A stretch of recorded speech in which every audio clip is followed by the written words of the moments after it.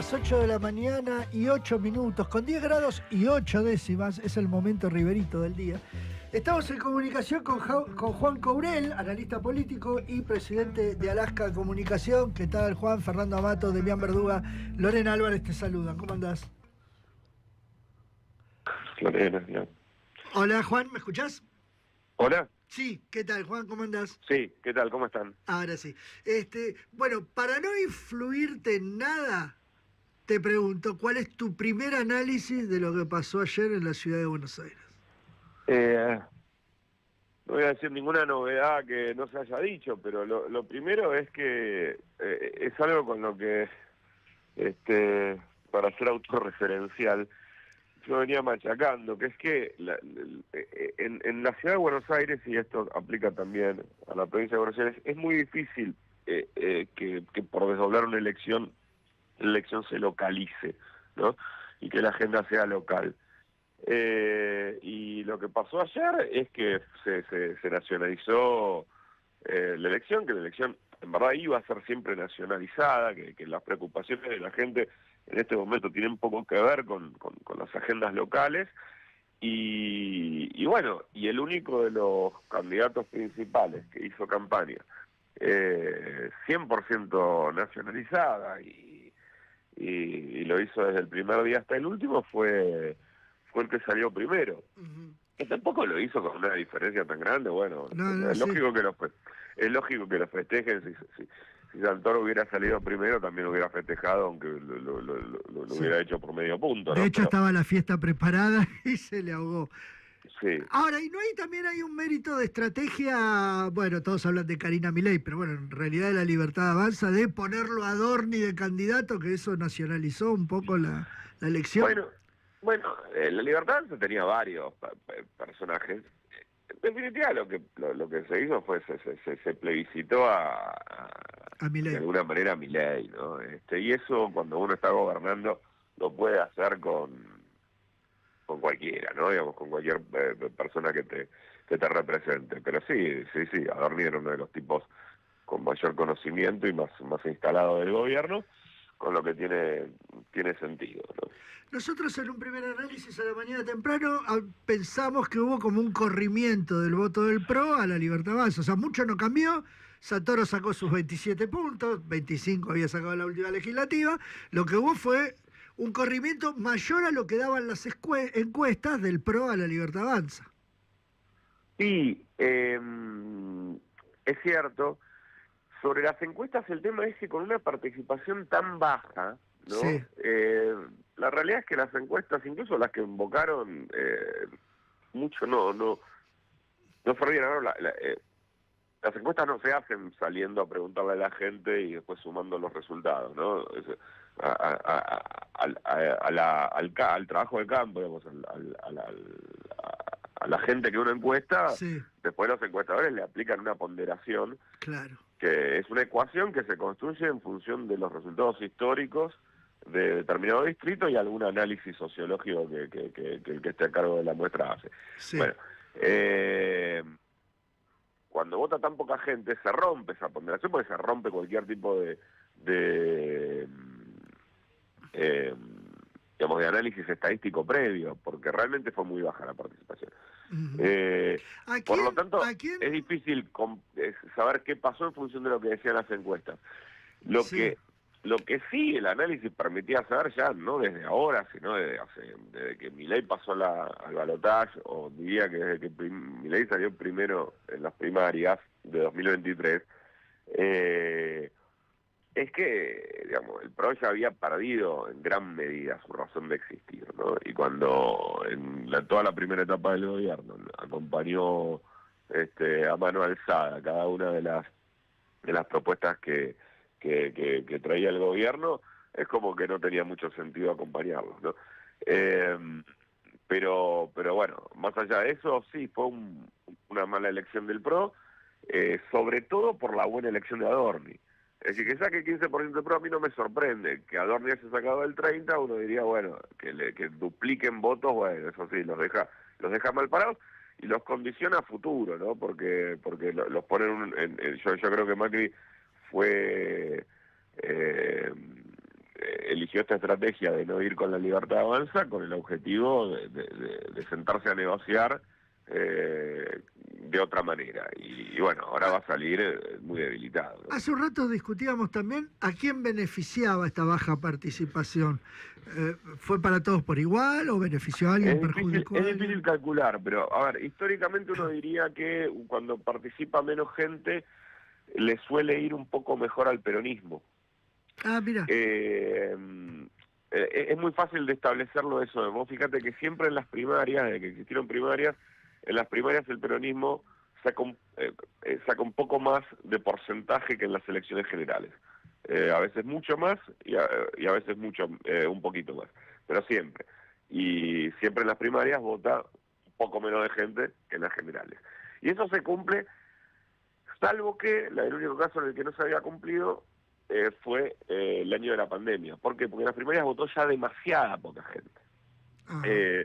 Entonces uno diría que cuando vota poca gente se beneficia el que tiene mayor capacidad de movilización, el que tiene votantes más politizados, más comprometidos con la discusión pública.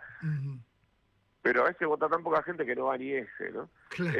Y yo creo que ahí puede haber habido una falla en la campaña, en la estrategia del peronismo, que es que creo que hizo una campaña muy poco politizada. Demasiado poco politizada. Fue una campaña muy lavada, muy... casi que te hacía pensar que era una campaña del PRO. Sí. Y el votante peronista no es así. Y creo que de otra manera, obviamente esto es un contrafáctico, pero creo que de otra manera hubiera podido tener mayor capacidad de movilización y se podría haber sumado algún que otro puntito más. Sí, digamos que literalmente estamos hablando con el diario del lunes, digamos, ¿no? Hay cosas que ahora uno el resultado se da cuenta que cuando había que diseñar la estrategia, bueno. Sí, es absolutamente cierto. Me permito decir de mí mismo que lo venía diciendo y tengo ahí tweets que lo dicen. Yo lo advertí. Que, por ejemplo, una de las cosas que no se hizo fue jugar con la mayor oportunidad que tenía el peronismo, que es que, si bien, bueno, el peronismo puede estar debilitado, en la ciudad de Buenos Aires hay mucha gente que lo ve muy mal a Milei. Milei, en donde peor está es en la provincia y en la ciudad de Buenos Aires, en el país. Y creo que una campaña anti-Milei concentrada exclusivamente en eso y jugar con el factor del rechazo que eso puede generar, yo creo que hubiera ayudado más. En cambio, lo que se hizo fue, de alguna manera, instalar que Santoro la elección la tenía ganada. Eso se hizo desde antes que empiece la campaña. Y eso muchas veces desmoviliza, porque uno, bueno, está bien, ya está ganada, no sé si hace falta mi voto. Y después los temas de campaña fueron medio oscilantes, ¿no? A veces se hablaba del espacio público, otra vez del subte, otra vez de la BL, pero no se hablaba tanto de eso, que era la principal fortaleza del peronismo en la capital, que era oponerse y mostrarse como la única oposición real al actual gobierno, ¿no? Juan, Demián Verduga, ¿cómo te va? ¿Qué tal, Demián? Te meto en una pregunta dos temas. Para seguir con el ausentismo, quería preguntarte, ¿a qué crees vos que responde el nivel de ausentismo, en este caso en la ciudad? Y te agrego otra que es, si el electorado, ¿cómo describirías al electorado de Rodríguez Larreta? ¿Dónde lo ubicarías? ¿Son ex radicales? ¿Qué vertiente es esa? Lo segundo, creo que es el votante... Ahora, el PRO siempre tuvo un discurso que trataba de acercar antiperonismo, entre comillas, progre, ¿no? Liberal en el sentido no libertario de la palabra, ¿no? Y que no le gustan los modales de Milei, y que no le gusta lo que Milei representa, y no le gusta que Argentina esté gobernada por un personaje tan estridente y que dice barbaridades como las que dice, que es tan agresivo, y y le debe haber molestado bastante lo que hizo el PRO. Creo que eso es el principal factor de movilización de ese votante, ¿no? Que no es que Larreta haya hecho una gran elección, pero bueno, 8 puntos es un resultado digno, sobre todo considerando que el PRO se quedó con 15, ¿no? Pero bueno, Larreta hace tan solo 2 años quería ser presidente, ¿no? Y era jefe de gobierno de la ciudad. Tampoco es para festejar tanto esos 8 puntos. Y sobre la cuestión de la participación, es algo que viene pasando hace varios años, no el tema de la participación, pero sí el desinterés por las elecciones de medio término, ¿no? Nosotros que trabajamos en hacer campañas, nos pasa en las elecciones legislativas que nos resulta muy difícil instalar mensajes o que la gente se entere de lo que hacen los candidatos, porque no hay mucho interés. Pasa en todas las últimas legislativas de los últimos 8 años, ¿no? Y eso es un tema que está vinculado con la desafección, con cierto desinterés por la democracia, otras cuestiones que tienen más que ver con factores culturales como la fragmentación mediática, que hace que bueno, sea más difícil instalar mensajes hegemónicos en la conversación pública. Y después, bueno, aparece una particularidad actual, ¿no? Que es que este año en el resto de las provincias también votó muy poca gente, entonces está pasando algo en la Argentina. Yo creo que en 2023 la discusión política y lo que la discusión resolvió a través de las elecciones fue muy trascendental, ¿no? Fue un cambio muy abrupto, fueron 2 modelos que se pusieron en contraposición, realmente blanco y negro, o sea, sin ningún punto en común, sin ningún punto de contacto, y creo que las discusiones políticas actuales en las provincias y también en la ciudad de Buenos Aires no tocaron ese tema, ¿no? Fueron menos pesadas, fueron menos intensas. Y bueno, y eso hace que bueno, la gente capaz dice, no sé, yo estoy preocupado o por, entre comillas, la batalla cultural, o por lo que está pasando con el Estado y la economía.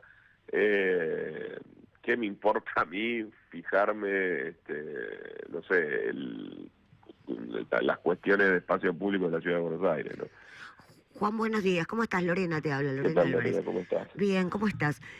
Retomando lo que venías diciendo sobre el famoso cordón, el antimileísmo, suponete que se hubiera armado una campaña contra Milei, contra lo que representa hoy el mileísmo. ¿No te parece que también ese ausentismo tiene que ver más con lo que también representa ya la política? Como que el primer caído fue la política en el 2023 y el 2025 vendría a ser contra Milei, pero ¿la política podría volver a vencer a Milei o deberían hacer algo nuevo? Porque pensaba, politizar a Santoro, que es lo viejo y lo que ya le ganó Milei, me parece que es como, al no aparecer opción, el ausentismo. Ahí va el correr, decir, bueno, esto no me sirve, lo otro tampoco sirvió, no voy. Y lo que pasa es que lo que hay enfrente de Milei es la política. Y me parece que no hay que tenerle tanto miedo a eso. A ver, Milei es un presidente, está gobernando, muchas veces está empezando, y está haciendo un plan de estabilización que hicieron muchos presidentes antes que él, ¿no? De la manera que lo hace, ¿no? Con la brutalidad que le conocemos. Y eso muchas veces funciona electoralmente, pero en algunos momentos no. Yo lo que vengo viendo desde que Milei es presidente es que él tiene alta aceptación, pero tiene altísimo rechazo también, desde el primer día.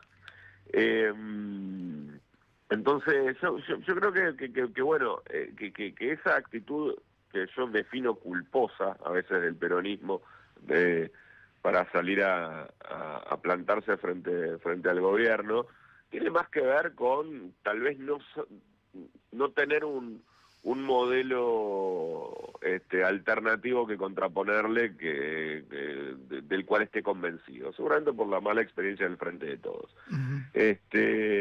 Pero Milei no tiene asegurada su reelección para nada. Y en lugares como la ciudad de Buenos Aires, realmente el rechazo que tiene Milei es muy alto. Uno diría, bueno, también el que tiene el kirchnerismo, sí, por supuesto, pero el kirchnerismo no tiene 70% de rechazo, que fue la cantidad de gente que no lo votó a Santoro ayer. Es decir, se podía crecer. Hace menos de 2 años, Santoro, y más que Santoro, Sergio Massa, que no es un dirigente que haya hecho su campaña pensando en la ciudad de Buenos Aires, sacó 32 puntos. Y si uno piensa en la cantidad de gente que fue a votar, fue muchísima más gente a votar que ayer por Santoro. ¿Y eso por qué es? Porque había un claro contraste entre dos modelos muy antagónicos, y la campaña además en ese momento metió mucho miedo respecto de que ganara Milei. Y eso movilizó. Y hablar en el balotaje obviamente no se podía por sacar el resultado que sacó Massa en el balotaje, pero en el balotaje hubo 42% de los porteños que votaron por Massa. Entonces, hay un universo de gente que no tiene ningún problema en votar al kirchnerismo si lo que tiene enfrente es Milei.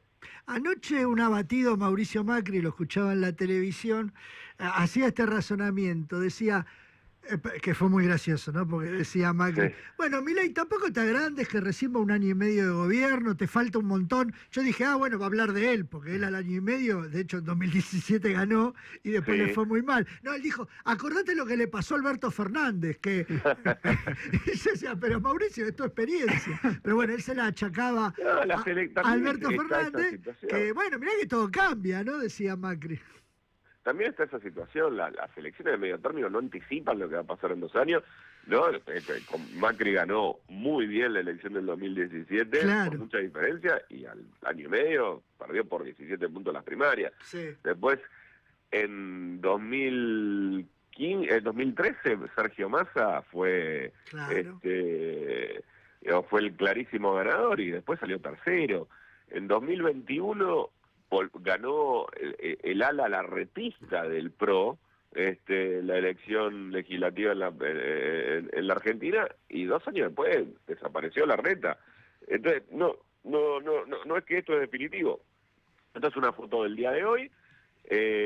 Como foto deja mejor parado al gobierno que el resto, pero tampoco lo deja en una posición tan fortalecida. Está bien que festejen, es lo lógico, digamos. Claro. No estoy diciendo que tienen que Tampoco le vamos a pedir definirse por moderación primero. a Milei, ¿no? No, claro, creo que si hubiera salido al revés la elección... Claro, estaría Santoro contra estaría el saltando en una 27, pata. y Adorni también, porque le hubiera ganado al PRO, y está bien, él son las reglas del juego. Ahora, creo que mañana la gente se olvidó de esta elección, y no creo que cambie para nada el escenario político en el mediano plazo. Sí creo que al peronismo le deja algunas... a Macri le deja lo deja muy condicionado para la negociación que haga respecto de la elección bonaerense de septiembre. Sí. Creo que tiene muy pocos argumentos para ir separado con la Libertad Avanza, y tiene muy pocos argumentos para no aceptar lo que la Libertad Avanza le diga que le quiere dar, ¿no? Creo que tiene que ir atrás y aceptar su posición Que va a ser menos que secundaria, hasta la semana pasada. que probablemente va a ser menos que anteayer. Y en cuanto al peronismo, tiene también una elección importante, ¿no? Que es que a veces el peronismo cree que le esconde a Cristina y listo, ya está. Es que el problema que tiene, el peronismo a veces piensa que el problema que tiene es Cristina, ¿no? Y que no hay otros problemas. Sí. Y bueno, la elección de ayer, qué sé yo, que Cristina no tuvo nada que ver, no tuvo ninguna presencia. La identidad estética, política, cultural, los temas de los que se hablaron estuvieron muy alejados del kirchnerismo, Sí. y sin embargo, no, ahí está el resultado, sacó lo mismo que saca el kirchnerismo tradicionalmente. Claro, porque no en es el que le haya territorio. ido mal, pero bueno, sacó lo mismo, digamos. Estamos Saca siempre lo igual. mismo, no Está está siempre perfecto, igual. pero bueno. Use no la alcanza con estrategia eso, que ¿no? use la estrategia que use el peronismo. Así que Y ustedes, bueno, los pero por eso analistas entonces políticos, no es muy sirven. fuerte la figura de Cristina. Entonces uno puede ir, pelearse, discutir, decir que Cristina fue una pésima presidenta y ver cómo le va. O Juan, puede una- ignorarla. Ahora, creer que la gente cuando vote no va a tener en cuenta lo que el kirchnerismo representa, y es un poco inocente, ¿no? Juan, viste que se fue dirigida la campaña hacia la crueldad. ¿No te pareció que fue muy naif la palabra crueldad y lo que la gente Sí. maneja más que sentimientos de ay, qué pena la crueldad? Sí, creo es que fue bronca? toda la campaña muy naif. La palabra crueldad era crueldad animal. Yo me parecía que era la peor palabra que se podía elegir. Sí, yo hubiera tratado de hacer algo más explícito respecto de los problemas cotidianos de la sociedad, lo que la gente realmente le tiene miedo, que tiene que ver con con otras cuestiones, ¿no? Con cuestiones de la vida cotidiana. Pero sí, creo que la campaña fue una campaña que buscó un tono, está bien la palabra naif, y bueno, y no son tiempos naifs estos. Ahora, muchas veces se habló, te hago la última, muchas veces se habló, sobre todo en la ciudad de Buenos Aires, de la diferencia norte-sur. En esta elección se vio bastante reflejada, otras veces no, antes era todo amarillo, pero esta vez entre la Libertad Avanza y el peronismo se vio un norte-sur. ¿Lo ves eso también o no? ¿O El peronismo, por eso te digo, el peronismo sacó lo que el peronismo saca. Sí, pero ganó circunscripciones que no estaba pasando. No, pero en las últimas elecciones también, en las circunscripciones del sur de la ciudad de Buenos Aires, el peronismo también había ganado. Sí. Ahora sumó un par de circunscripciones de mejor poder adquisitivo. Sí. Lo que habla también de de lo que está pasando con el voto peronista, que a veces está subiendo mucho en la escala social. Sí. Yo lo que veo es que el peronismo sigue fuerte donde o tiene mejor desempeño en donde siempre le ha tenido mejor desempeño. Sí. Ayer, probablemente por la baja participación, le pudo ir mejor en lugares como creo que Caballito y Palermo le fue bien. Sí. Pero básicamente fue una elección que se movió en los contornos donde habituales, donde gana el peronismo, y el Libertad Avanza se quedó con los lugares donde le va mejor al PRO. Yo creo que Santoro, a ver, era, y lo sigue siendo, un buen candidato para la ciudad. Es un tipo que tiene muy buena imagen en la ciudad y a nivel nacional. Sí. Pero que la idea de que eso podía suplantar lo que el peronismo representa, incluso él sin ser peronista, en la cabeza de los votantes, y es un poco inviable, ¿no? La gente sabe lo que se vota, la gente sabe los partidos que están detrás de los candidatos, la gente no es tan ignorante como a veces uno piensa, ¿no? Juan Courel, analista político y director de Alaska Comunicación, te agradecemos mucho este contacto con Pasos Perdidos. Gracias a ustedes. Abrazo grande. Busca en tu radio en el 102.1 FM La Patriada.